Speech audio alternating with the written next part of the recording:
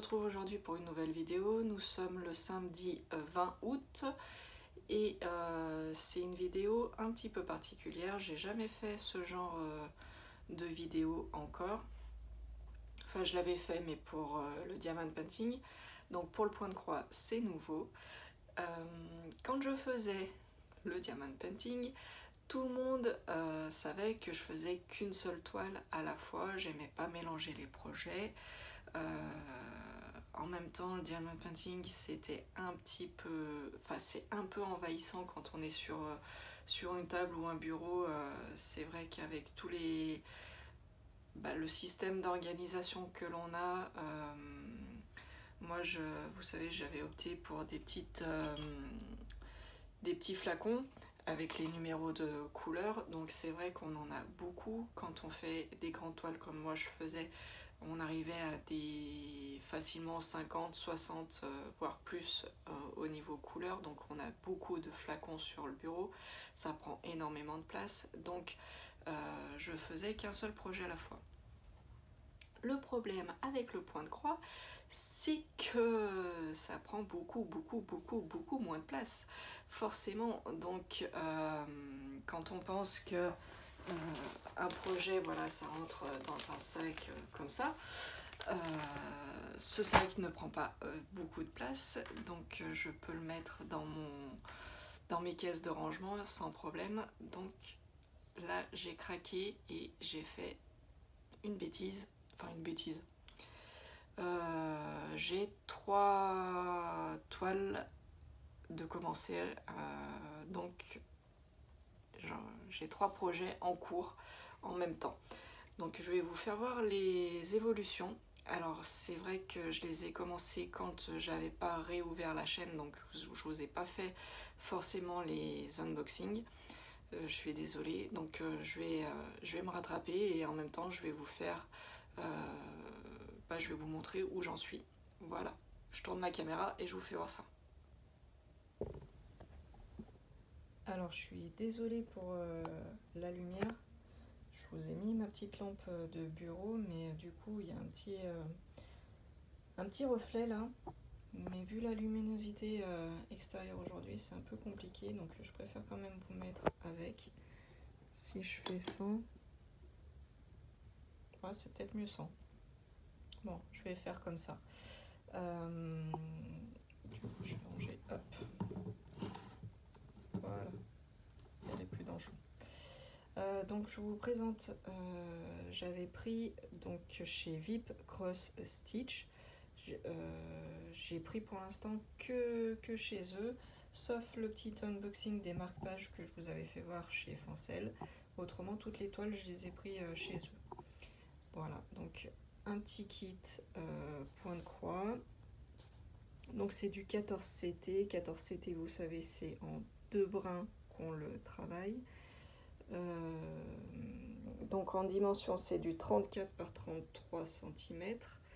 Donc c'est un petit bébé dans les mains de son papa. Voilà, je tourne la caméra, je vous fais voir ce qu'il y a à l'intérieur et surtout là où j'en suis. Donc à l'intérieur de la petite pochette, nous avons donc la page de garde que je vous ai fait voir tout à l'heure qui était sous plastique. Et là nous avons le patron. On voit qu'il est découpé en 4 parties. Donc une plus grande avec la tête du bébé et la main du papa. La deuxième partie, le reste du corps du bébé avec la deuxième main du papa. Et la partie 3 et 4 où il n'y a vraiment pas grand chose. Hein. C'est vraiment la fin pour finir les mains du papa.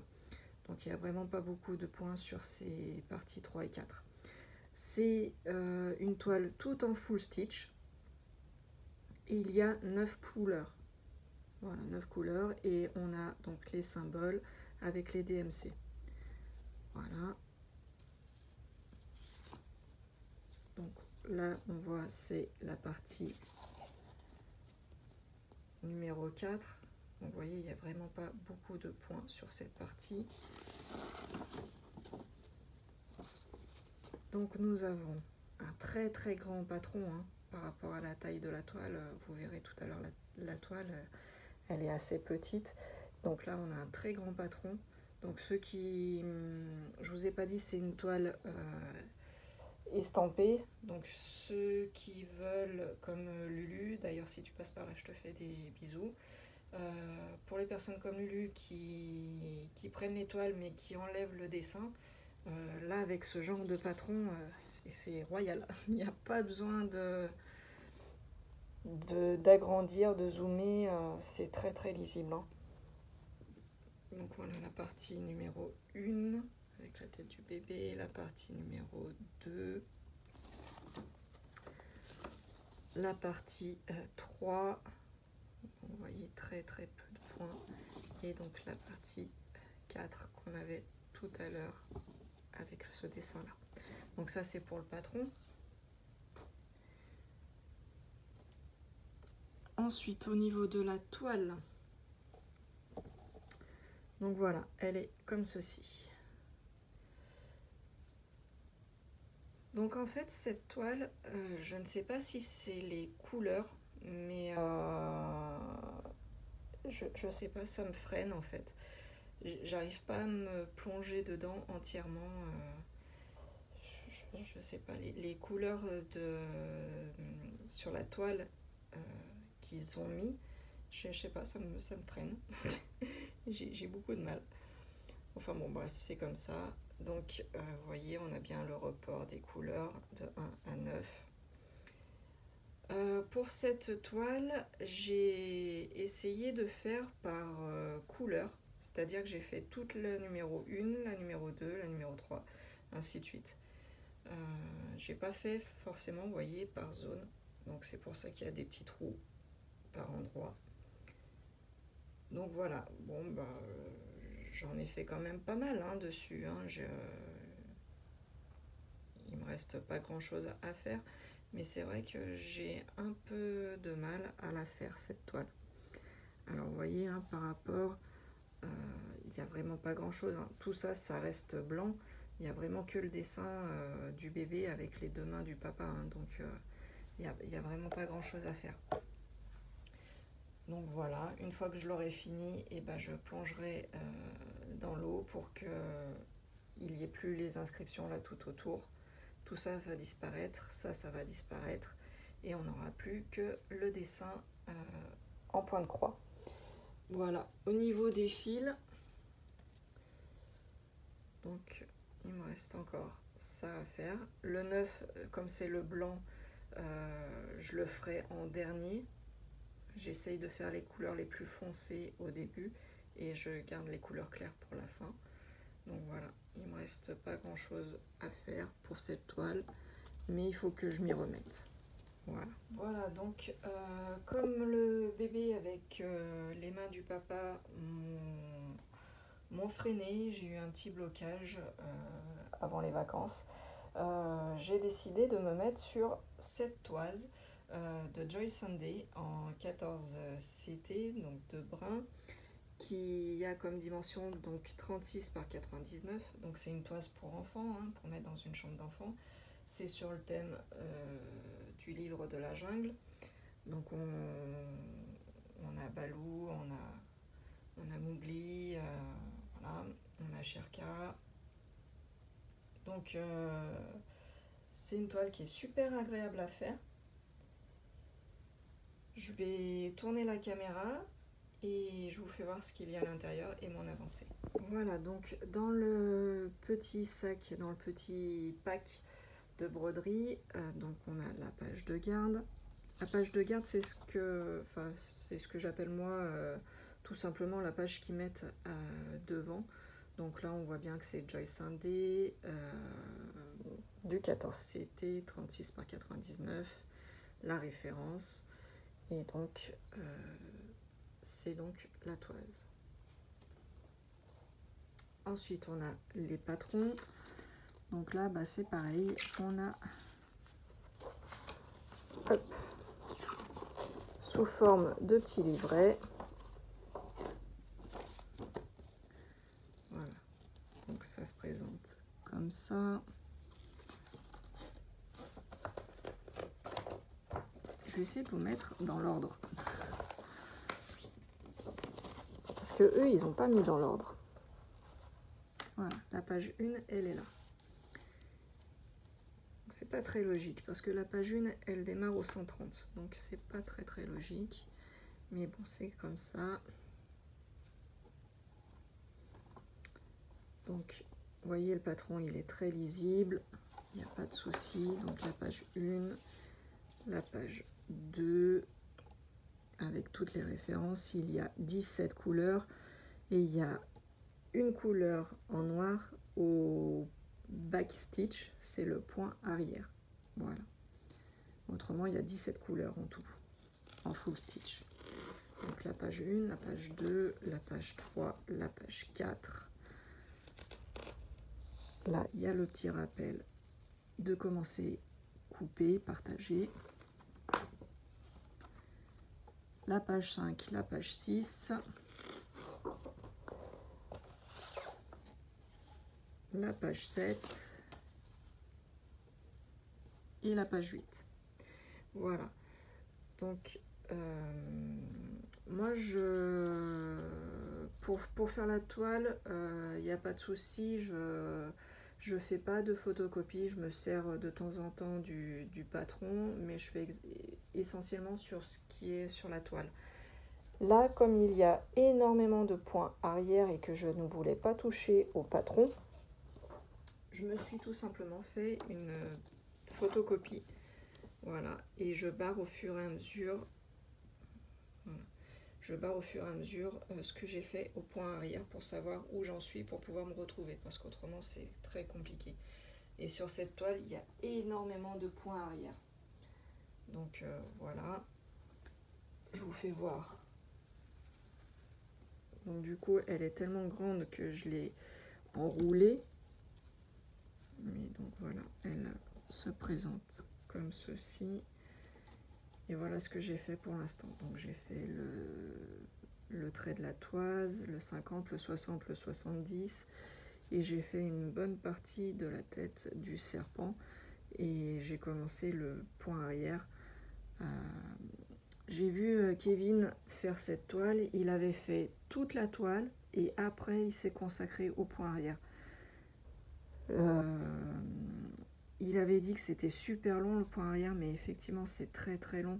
Alors je sais pas si c'était parce que là c'était j'ai commencé par la tête du serpent, donc c'est là où il y a le plus de détails, mais effectivement c'est super long et je pense que c'est ce qui m'a un peu découragée dans le sens où voilà, j'avais envie de faire autre chose, parce que point arrière, je vous avouerai que ok, ça donne beaucoup de relief à la toile, ça donne du cachet à la toile, mais ça prend énormément de temps, j'ai l'impression de ne pas avancer, et du coup c'est vrai que ça m'a un petit peu énervé. Donc c'est pour ça que j'ai commencé une autre toile que je vais vous faire voir.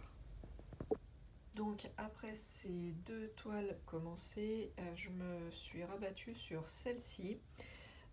Donc toujours chez Philippe Cross Stitch, toujours du 14 CT.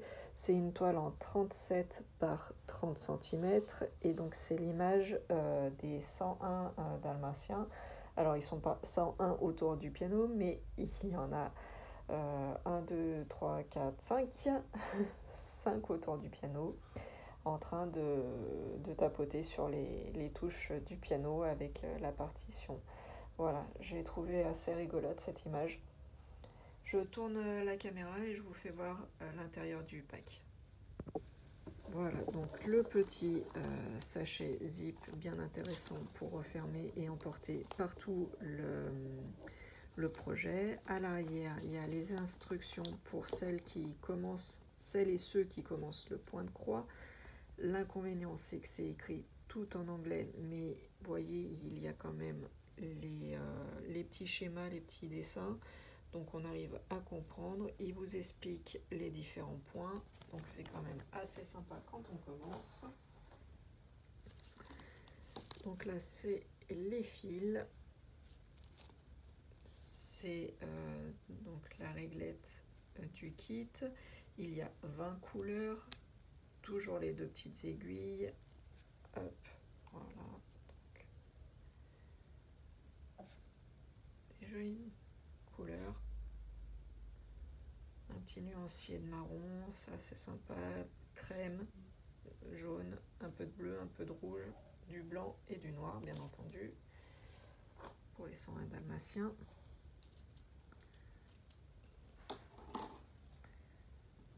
Alors, ces deux choses ne sont pas dans le kit, c'est rajouté. C'est moi qui utilise ceci. Donc nous avons la feuille de garde. Voilà, je vous ai présenté tout à l'heure. Hop. Là nous avons donc le patron. La première page. Donc vous voyez, hein, le patron il est super bien imprimé. C'est assez grand. Donc ça c'est la troisième partie. C'est en 4 parties. Hein. Donc première partie, troisième partie, et derrière on a la partie numéro 2 avec 20 couleurs en full stitch, 4 couleurs en back stitch, donc en point arrière. Et là nous avons la partie 4 avec de nouveau l'image. Et donc là, le point arrière, donc il y a du 310, du 799, du 816 et du 938. Et donc c'est ce qui correspond à ces symboles-là. Donc vous voyez, hein, là il y a une couleur. Le contour du dalmatien en bleu, c'est une autre couleur. Là en vert, c'est une troisième couleur. On voit bien le point arrière en fait. Voilà. Donc c'est assez sympa à faire. Et voilà donc l'avancée de la toile. J'essaie de vous la mettre bien comme il faut. Hop. Voilà. Donc je n'utilise pas les cercles à broder, je n'utilise pas les petits cadres non plus. Voilà, donc on voit bien, j'ai fait tout le noir. Là, je suis à la couleur numéro 6, donc c'est les petits ronds bleus. Donc il me reste encore cette partie-là à faire.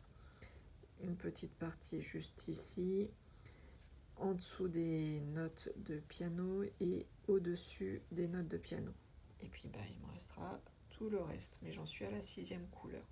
Donc il me restera tout ça, plus le point arrière.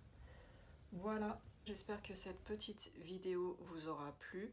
C'est un petit avancé de mes encours actuellement. Promis, je vais essayer de vous en finir une avant d'en commencer une autre, mais c'est vrai que j'en ai plein en attente et ça me fait de l'œil, donc je vais essayer de me dépêcher à finir au moins une pour pouvoir en attaquer une autre. Sur ce, je vous dis à bientôt. Ah non, je voulais vous dire, j'ai des personnes qui m'ont demandé ce que j'utilisais comme matériel pour le point de croix. Alors très franchement, je n'utilise pas grand chose. J'ai essayé les petits rectangles en plastique pour mettre la toile tendre. Je trouve que c'est de l'argent gaspillé, ça ne tient pas du tout, c'est pas pratique, ça se dessert tout le temps. On peut pas régler au niveau de la tension de la toile, donc je n'aime pas du tout.